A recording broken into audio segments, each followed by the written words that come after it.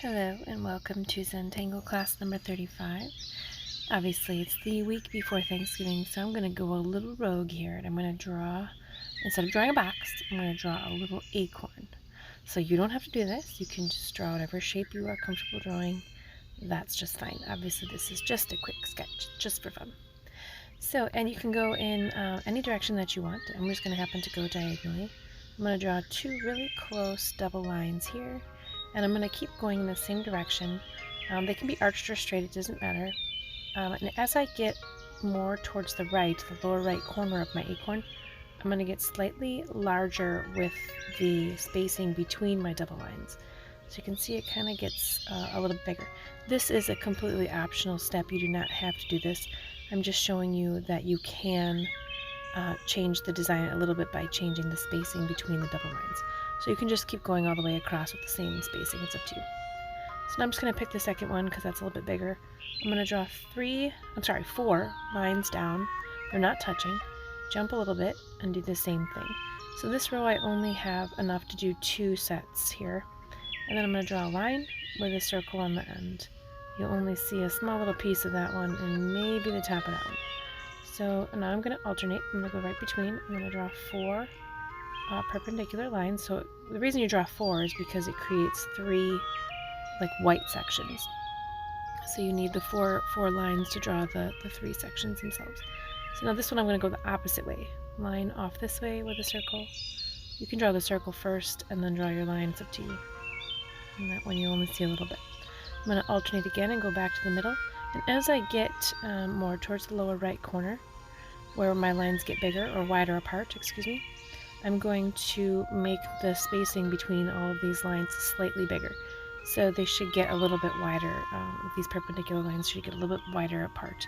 But again, this is completely optional, but you do want to make sure that you alternate which direction you draw these lines with the circles, and also alternate where you put your sets of lines together. So I'm just going to go back up here quickly and finish this one. I only have one little piece in there. You may not have something that small. It's up to you. I'm just going to keep going through and alternate all the way down.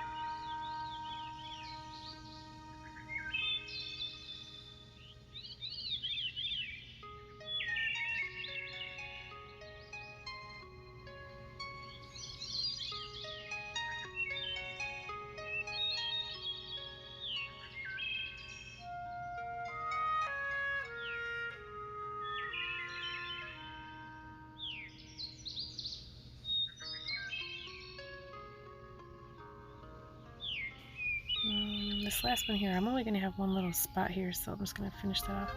Now you can change this design, of course, to anything that you like. You could color in these double sets of lines if you want it to be a little bit more contrast. Just kind of fill those in a little bit. It's up to you. Or in a couple of rows or every other row, you can color in the circle, or you can change the design of what's in between and just do a bunch of dots in between. It's entirely up to you how you want to do your design. So you can certainly play around with that. So I think over here next I'm going to draw another acorn just for fun.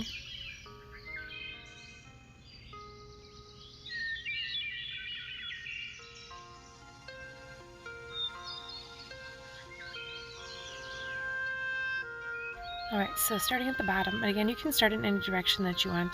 I'm just going to draw some little triangles here. It's going to create kind of like a, wow, look at me, a sunset pattern, or if you think of it like a top of a leaf, like a maple leaf, it's going to kind of create that sort of a shape. They should be completely random triangles, and then you're going to double that up. Inside this double line, I'm going to draw a bunch of little tick marks that don't touch each other. It's just a way to fill it in. You can change that option, of course. You can certainly color that in. You could add actual color, like colored pencils or markers or whatever it is you want to use. whatever it is that you want to create kind of that border. So now on the inside, a little bit further apart than my outside border that I drew, I'm going to basically trace these peaks here. So I'm going to just, again, these lines don't touch. I'm just going to keep going through until I fill this entire bottom section. And sometimes the design will get cut off a little bit. There'll be little pieces here and there. So I should just fill it in. My lines are not very straight, but that's okay. So now I'm going to do the exact same thing. I'm going to change up the angles of my triangles here, my peaks, and I'm going to make it a lot bigger actually than the one that's behind it. I'm going to double up my piece here to get the border and fill those in with the tick marks the same as the first one.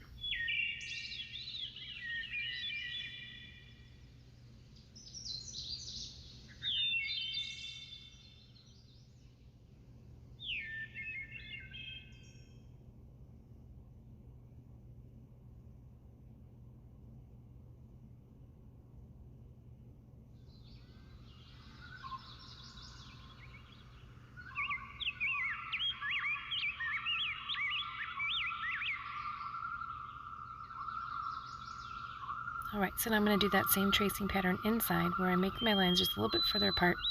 And I am not good at drawing straight lines here for some reason today. Anyway, don't worry if yours are a little wonky. Mine are clearly wonky.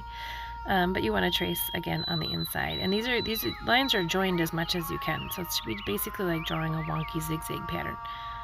They should kind of touch. But of course, as you run into something else, you're going to stop and jump over that. So I'm going to stop here and go behind. So like these should look like the one that you've drawn second is behind the one that you drew first.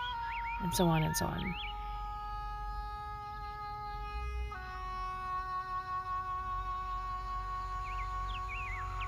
A little close there. Oh well. So now to kind of break up the pattern, of course you can keep going on with that if you want, but I'm going to break it up a little bit. I'm going to draw some straight lines right here. And they're not going to go completely over the top of my highest point. They're going to kind of jump behind it. And I'm going to double that line up. You can make that as close or as far apart as you'd like. It's up to you. I'm going to draw a couple more of those. These are basically just little sections. Just imagine them being kind of little pieces of ribbon or whatever that you're putting behind this section. Get maybe a little one down here. Again, depending on the shape of yours, you might not have these little pieces in between here. It's up to you. So now you can decorate that however you want. I'm just going to put a bunch of little circles in there. They're not super little. They're pretty big actually. And then I think I'm going to see how it looks. I'm going to color the pattern, or excuse me, color the background in behind the circles on some of them. So I'm going to see how it looks though, because I didn't actually practice this one.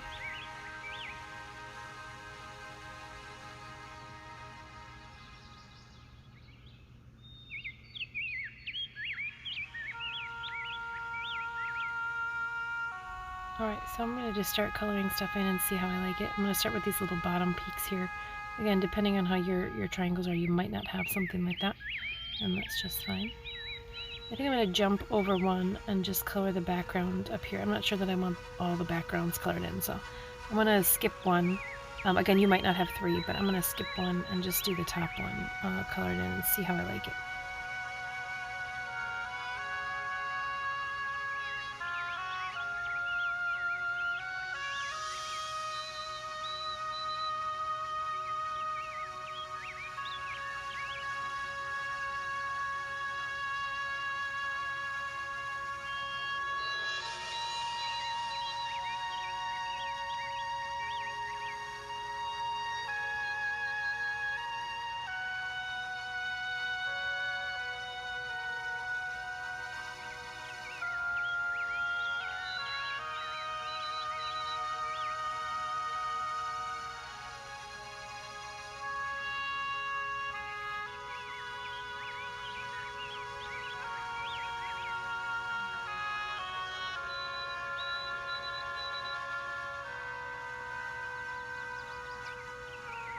I think it looks pretty nice. I'm just going to leave that center one not colored in the background to see how it goes. So now for my next section, I'm going to do the same thing as I did to start, but I'm going to change where my peaks come up. So I'm going to just kind of draw this little portion of one over here, and then maybe kind of start in the middle and draw another random wonky peak one over on the side here, and then of course the same process where you double up, do your border, and then do your outlines in the center.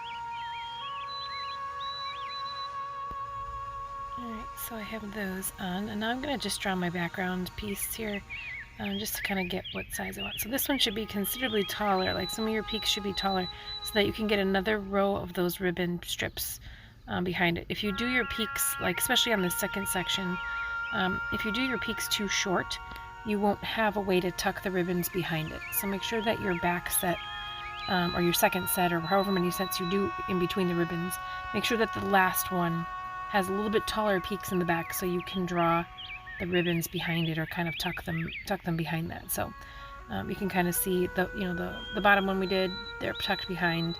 This one here, in just a second, you'll see that they're going to be tucked behind as well. So that's kind of the effect that you want.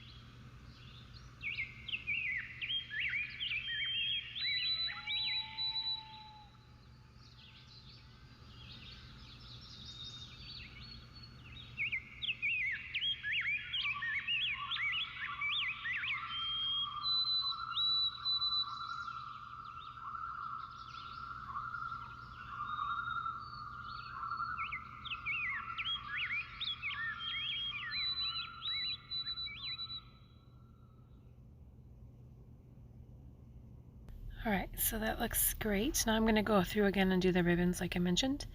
I'm going to start at the bottom. Doesn't really matter which way you start. I'm going to have just these little teeny pieces here, and then I'm going to draw my ribbons above that.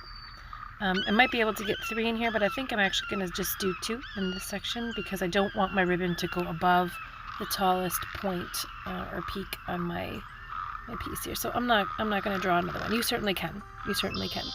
I'm not going to, but I'm going to do the same pattern with the circles and the coloring in the background too.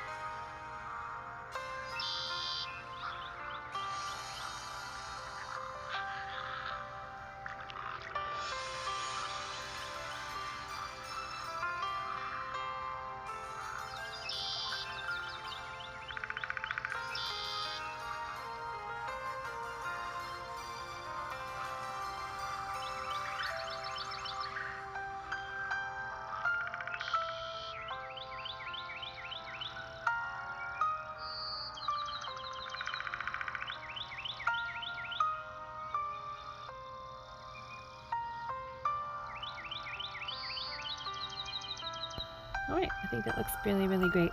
So now we're going to do our last pattern. You can actually use this for a fill as well, or you can use it as a border or a separator of some kind between your piece here. I'm going to draw mine really long. You do not have to draw it this long because I'm going to show you a couple different options. So I have my two parallel lines here, and I'm going to double up the sides. They don't have to be super close, but they shouldn't touch, just to be an extra little border or extra little piece on the side here. Alright, so now to do this, we're going to do, it's kind of like a herringbone pattern. So you're going to come down about 2/3 of the way across. And then you're going to jump up just a step and go off the other direction. And then you're going to come back down until you hit the line and stop. Jump up and go back off to the other direction. So you're going to keep doing this, and you have to come from one side and then the other. There's no way that you can draw them all one direction and then go back the other way. So just make sure that you come down and stop when you hit the line, and then jump up before you go off the other direction. So I'm not going to go all the way, I'm just going to draw a couple more inches here just to kind of have a repeat of the pattern. And I will tell you that if you are not careful about the spacing between your lines here going in either direction, you're going to change where the center line is, where these herringbone pieces or these fishtail pieces meet. So you can actually do that as an effect if you want. You can have them be a little bit closer on one side. And how you do that is, if you need to move your line or change where the line is, you space them further apart. So this one, if I wanted to do it, I would, make them go a little bit further apart on one side, and the line will naturally move over. So you can make them like bigger here, and then a little bit smaller here, bigger here, a little bit smaller here. And what that will do is it'll push the line a little bit more towards the right side. If I wanted to do it the other way, I would make this line skinny and these on the right side bigger. So it's one of those things where you can practice it if you want, but it will move the center lines. You can see that fishtail part in the center. It will move if you don't do your spacing correctly. Alright, so I just want to show you that you can also arch this. So instead of doing a straight line, you're going to arch these side pieces. So I have my first one straight just to show you the difference of how much they're arched here. So you can do this as crazy of an arch as you'd like. The concept is exactly the same. You come down and stop, jump up and curve. So it's exactly the same thing. And of course, the spacing issue does apply to this as well. If you don't do your spacing the same all the way through, it will move that center line. So you can also do something where I'm just going to draw a chevron, like a triangle piece here, just to show you. And then I'm going to divide this into two sections. So I'm just going to draw a line straight up, a straight line. So now you do the exact same thing. You come down, jump up, and go over. And you can do like side-by-side herringbones or fishtails, whatever it is that you want to call this. And then you can, make them smaller. You can do just little sections, whatever it is that you want to do with this type of pattern.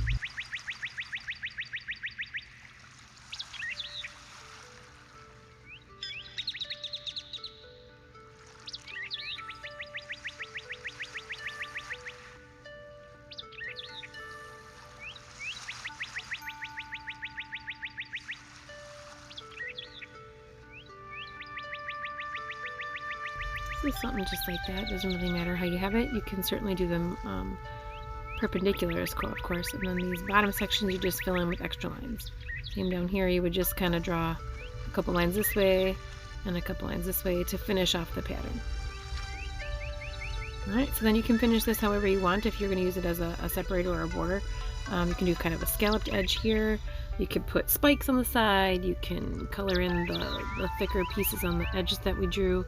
Whatever it is that you want. I'm just going to do a quick little scallop here on the bottom section only, just to kind of show you that there's different ways you can finish off this pattern or add a little flair.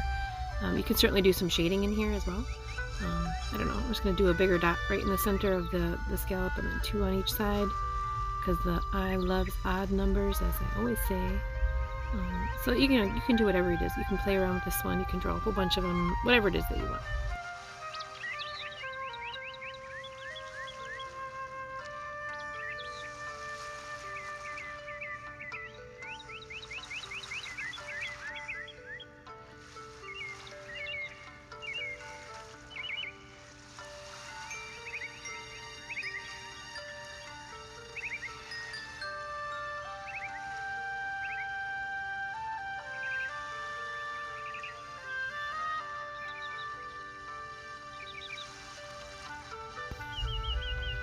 So you can get, again, as fancy as you'd like. So there's one thing that I forgot up on our second pattern is I'm going to grab my pencil here really quickly. And one way to make this design really pop is to add shading. So I'm going to put it on the back side, along the back side of each peak here. So you can see I'm going on the outside edge, so it'll be like the outside piece. It's going to create a shadow on the sections that are behind it. So you go up and down, and the darkest part of your shading should be right along the edge of each black line that you've drawn. So however you shade, however you want to do it, but it definitely will make it pop off the page. And you can definitely do your shading over the little ribbon strips that you did if you decide to go with that type of an option. You can do a shadow right over the top of the ribbon strips. So I'm just going to go through here and put the shading on. Again, this is optional, but it does help the design really, really pop off the page.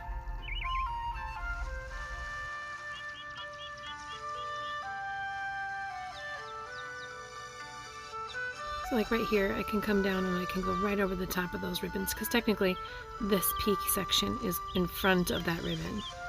So the shading line would go all the way across that as well.